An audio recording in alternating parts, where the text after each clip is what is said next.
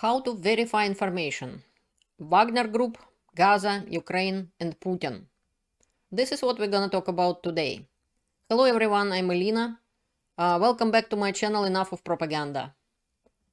Today we're gonna discuss these important topics, and let's get started.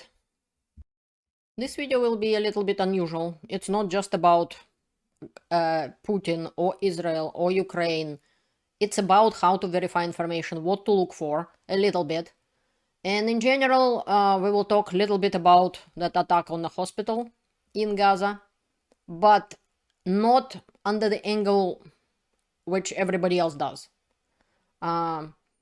Basically, on 7th of October of this year, Israel got attacked, but by very bad guys who committed unspeakable crimes.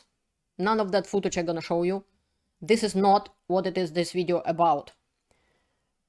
On Putin's birthday, apparently October 7th is Putin's birthday. I'm originally from Russia. I never cared to know what his birthday is and what it is about. But journalists all over the world were preparing some articles about that and Putin's crimes and everything else. But on the front pages came attack on Israel by these bad guys,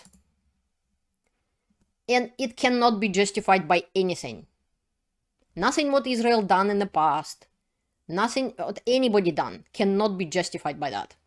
But let's talk about coincidences and or not, and how Russia connected to all of this, and so on.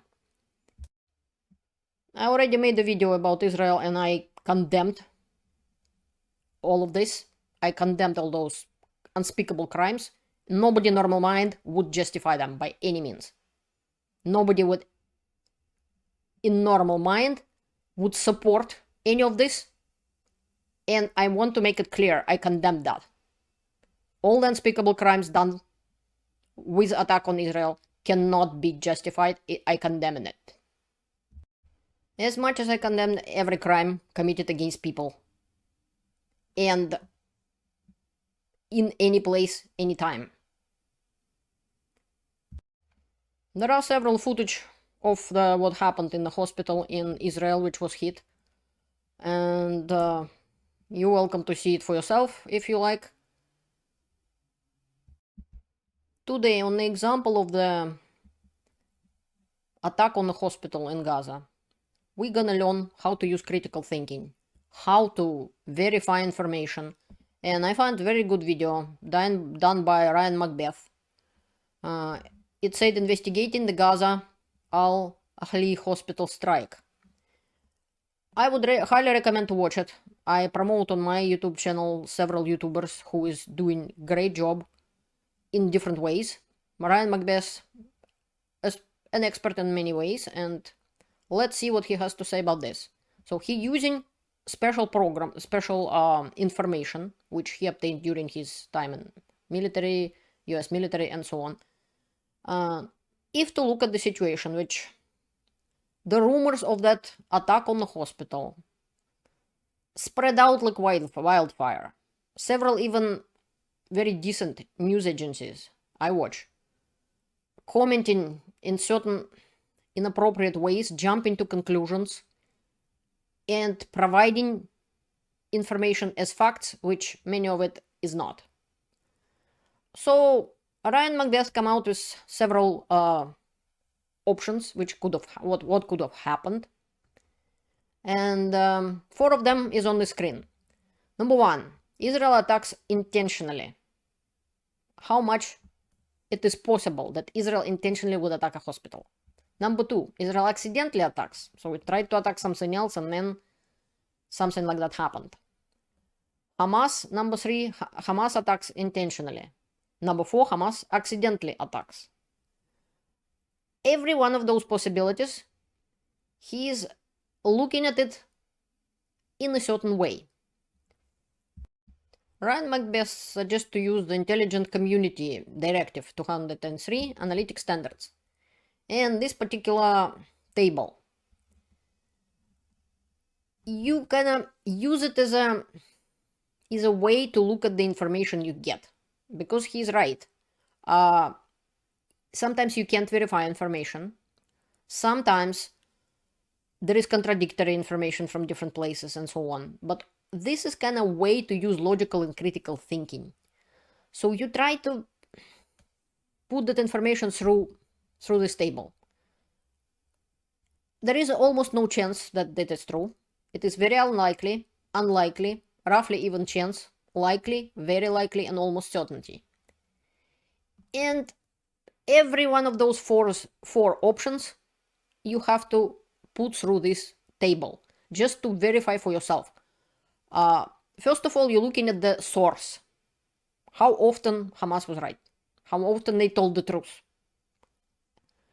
How often Israel told the truth? How often, why in the world Israel would need to hit the hospital if they did it on purpose, let's say? So far, the international community behind Israel, 100%, except for a few minor extremist groups. Why in the world Israel would risk that by doing this? Do you think it's likely? And the same thing. I wouldn't go too much into details about that because Ryan Macbeth did a great job. You can watch his video and verify for yourself. What I want to point out, that what he said about Hamas and about countries, when there is such a degree of controlling dictatorships and so on. I have lived in two. I have lived in USSR and I have lived in Russia. Whatever he said about that territory in Gaza controlled by Hamas, it's exactly applicable to Russia and Russians and USSR. This is exactly how the government lies to you every day. You know the government lying, and the government know you do know that they lying to you. Yet, it's not like you still believe them. It mostly like you don't believe anybody, but you do believe your own government somehow at the same time, because they convinced you that nothing you can do. And because you know how much your government lying to you, you think every other government lying to you as well. So I don't want to repeat the video of Mr.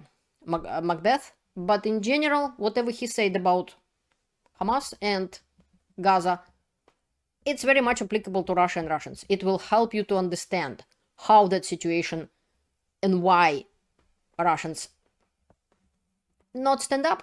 They don't have weapons. Even if they are against Putin and his regime, they part of them convinced that nothing that you can do, and another part, they don't have weapons. For a moment, forget about video and audio. A lot of that stuff can be faked. What can't be faked is who benefits. What can't be faked are the systems possessed by each party in the conflict. And what can't be faked is the likelihood that a particular party would lie. As to the attack on the hospital, it's definitely a tragedy, but I can understand when Ukrainian people saying that in Ukraine about every 3 days a hospital gets bombed. In 600 days of war, Russia unleashed on Ukraine, every 3 days hospital gets bombed. The famous pictures of the maternity ward bombed by Russia. And now, when something like that happened, Putin benefits because, yeah, everybody now is talking about Israel and about horrors happen there and about hospital get bombed. Yet, in Gaza, one hospital get bombed in 10 days since the attacks, and the world is going crazy about this. Meanwhile, Russia keep bombing hospitals in Ukraine, and it's not okay either. We will use the table we talked about to verify this theory, that Putin is involved in many things what's happening in the world. He trying to create chaos wherever he goes, and attacks on Israel is one of it. I'll provide you with the facts which I collected, and you will decide and write in the comments what you think about it, because it can happen again, and it will most likely happen again. I'm sorry to say that, but Russian propagandists and Putin, they're not even hiding that they are interested into divert the attention of the world, like throwing stick to a dog, and let world worry about anything else. There were threats made about Canada, for example, that let's make them think about their own country and worry about happening what in their own country happening, not helping Ukraine and worry about what's happening in Ukraine. After Hamas did in Israel, Russia is thinking that probably Russian horrible war crimes in Ukraine could be forgotten and put on a back burner. That's not gonna happen. Now we will use the tools we got. And please let me know in the comments how things are. We will investigate about presence of the Wagner and Russian involvement in the attack on Israel. This video is a Hamas attack on Israel, and implying that there are Russians speaking in it.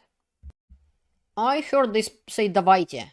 It doesn't mean cover in Russian, no, that's wrong translation. It means go, go, go, kind of, move forward. It could be, the direct translation would be give, but they translate it as cover, no it's not. But I did hear the Russian word in it, as much as the audio is clear enough.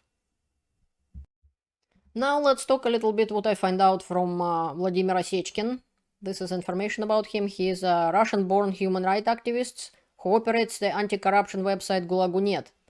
Now he's in Paris, he had to flee Russia, and he has lots of information because he helping some prisoners, he helping some Wagner Group who give up their fight and wanted to kind of get out of the fight, and giving information in exchange of humane conditions, and some of them could get arrested, but they provide some information in exchange of treating them humanely as every prisoner would be treated in any decent country, not in Russia when they get shot and whacked on the head with a sledgehammer.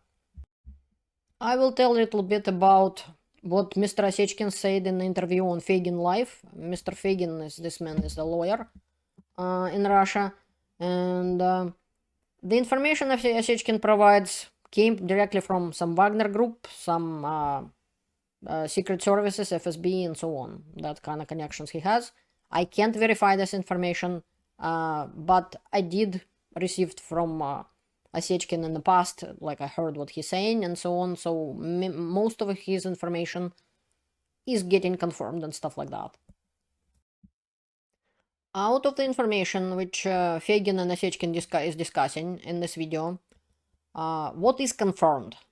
That there is Wagner in Africa, there is Wagner in Syria, that Wagner did train mercenaries from all over the world, include Hamas. So they did train them in different countries. What they kind of discussing, which isn't confirmed for sure, is that there is actual Wagner fighters right in Gaza, right in fighting for Hamas against Israel. This is unconfirmed, but as you could see in the video previously I showed, there is some footage that showing that there are Russian-speaking people there, and there is some information about Wagner there, but it's not confirmed. But Wagner did train those troops. And the second thing is Wagner had weapons which they captured from Ukrainians in Bakhmut, for example, during the fights in Bakhmut. When the Wagner was dissolved, they're not completely dissolved, but when after the coup with Prigozhin and so on, Wagner gave up some ammunition and weapons, but they did not give up the weapons, the foreign weapons, which they captured from Ukrainians during the attacks on Bakhmut. And it seems to be, according to Mr. Osechkin, with those weapons, Wagner could, and they did, moved several vehicles with stuff in it to Belarus, and then after that into Africa and into other places. They did not give up the weapons they got from Ukrainians to Russian army. They give up some, but this was Russian army give to Wagner. But the weapons Wagner captured from Ukrainians, they did not give up. Why I brought it up? It's because Russia and many sources was started to show in internet, in particular on Twitter, controlled by Russian's buddy Elon Musk, owned by Elon Musk, started to appear videos and pictures of foreign ammunition, which they claims Ukrainians stole and sold to the fighters in Hamas.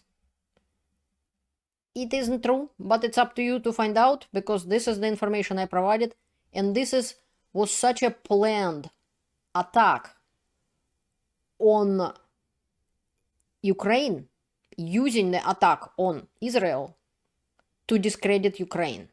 And it was all pre-planned. As soon as it happened on October 7th, immediately those videos appeared and started to be smear campaign against Ukraine. So that's where those weapons could have possibly come from Wagner, according to Mr. Osechkin. And it's up to you. Let me know in the comments, what do you think about it. Another important thing Osechkin is discussing in this video, that there is information, he possesses information. On one hand, there are several commanders of Wagner, which he's in contact with. They were approached by Wagner people, Wagner other soldiers, and they asking about war in Israel, on the border with Israel, and asking to take part in it, because as far as they know, other people already fighting from Wagner there, and they wanted to join. This I can't confirm. This is what he said. Another thing is that there was a program from the FSB who were basically releasing captured criminals, and he is giving an example of one of ISIS fighter who was captured, who was in Russian jail. He was released. The FSB completely gave him new documents and sent him into Turkey to fight and to do terrible things there, maybe being a spy and so on, to fight against anybody against Russia. And Turkey is a NATO country, despite the relationship between Mr. Erdogan and Putin. Turkey is a NATO country. So he knows particular, and he gives an example of that particular guy who get completely new set of documents. His conviction, he released of jail to fight for Russia. And as he's saying, there is a whole program of this, which is he not the only one. There are many people who the FSB doing exactly the same thing and sending them everywhere. But that was his words. Useless United Nations had a meeting about the situation on the Far East and Israel and that hospital bombing. As always, just because of Russian presence and so on, it was absolutely useless. Russian Nebenzya spoke in United Nations.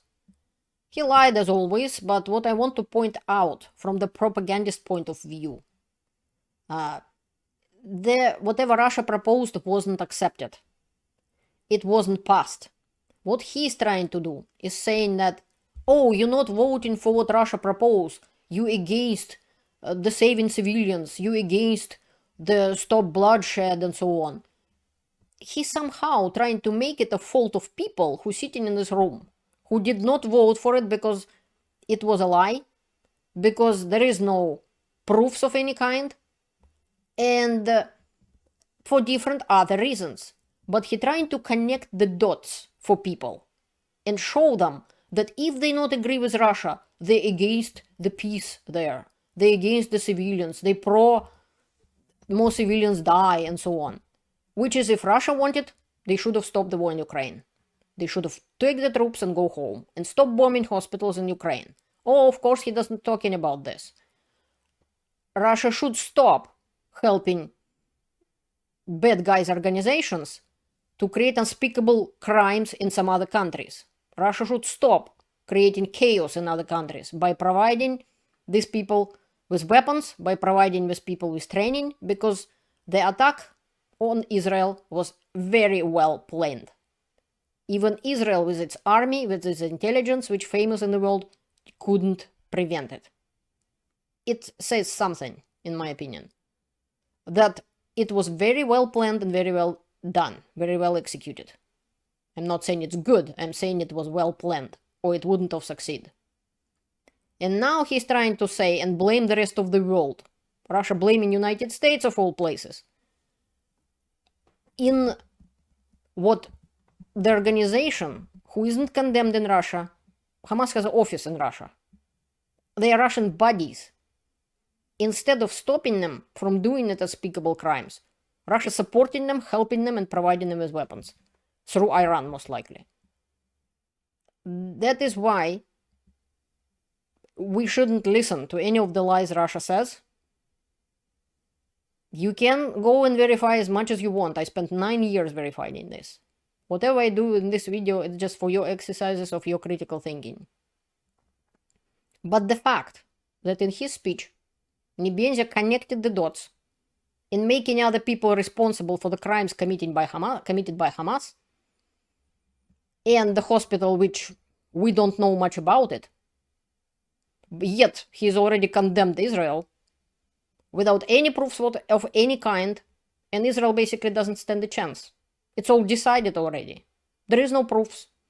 There is no anything. But it's all decided. Israel is guilty. It's all decided. And the ending of his words in this particular speech is, there could be no other explanation. Oh, yes, it can.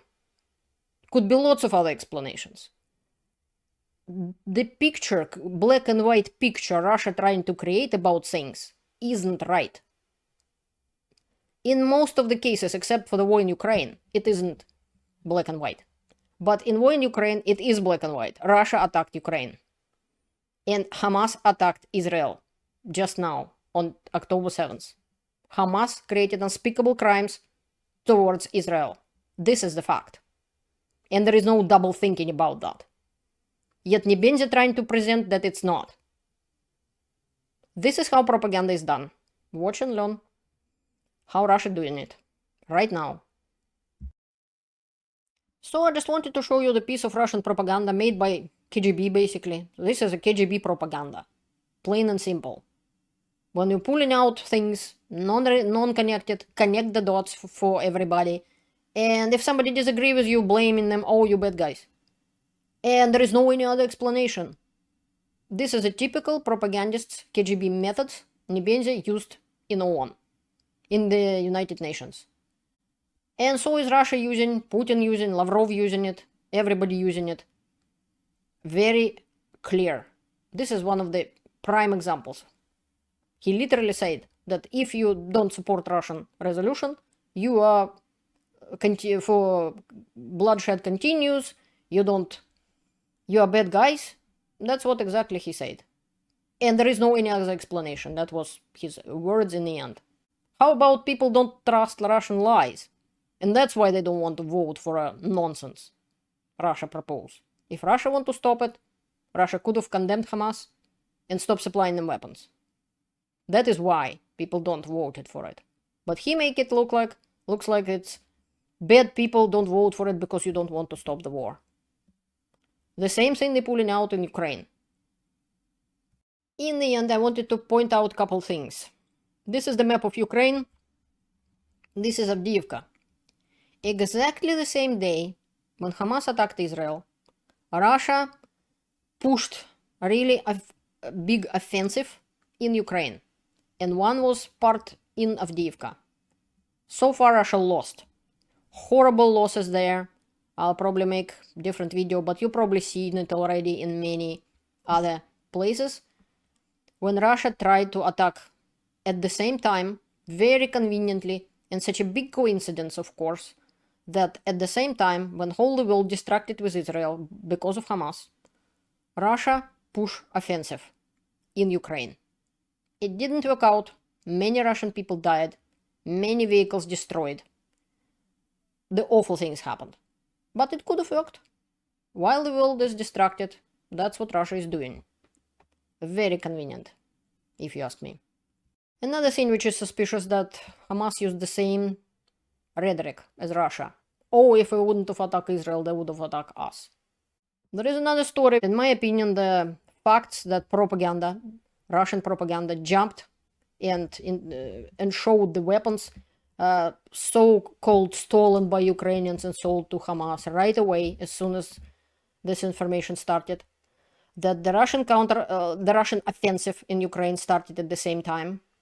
In the same time, there was another attack on Bellingcat, the investigative team, saying that Bellingcat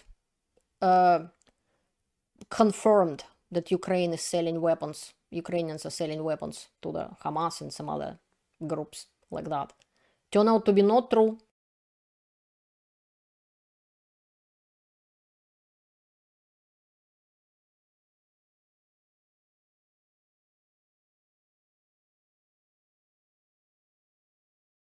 The Bellingcat completely disproved it. But to prepare such an elaborate propagandist campaign, Russia has to know that Hamas attack on Israel would happen and when it will happen. This is my opinion. I can't say it's confirmed fact. Until next time, learn the truth and stay informed. Thank you for watching. See you later.